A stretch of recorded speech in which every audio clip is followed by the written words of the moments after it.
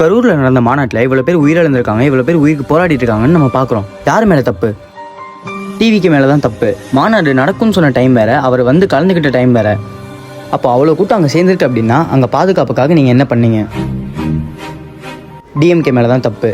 அவ்வளோ பேர் வருவாங்கன்னு தெரிஞ்சும் போதுமான இடம் கொடுக்காம ரொம்ப குறுகிய இடத்துல தான் மாநாடு நடத்துறதுக்கு அனுமதி கொடுத்துருக்கீங்க. அவ்வளோ பேர் வருவாங்கன்னு தெரிஞ்சும் போதுமான போலீஸ் பாதுகாப்பு அங்கே இல்லை. இப்போ அவங்க மேலே தப்பு, இவங்க மேலே தப்புன்றதை விட்டுறலாம். ஒரு பொதுமக்களாக நமக்கு என்ன தெரியணும்? நான் கேட்குறேன், குழந்தைங்களை மாநாட்டு கூட்டு வர்றது அவசியமா? முதியவர்களாக இருக்கட்டும், கர்ப்பிணி பெண்களாக இருக்கட்டும், அவங்களாம் மாநாட்டில் கலந்துக்கணுன்றது அவசியமா?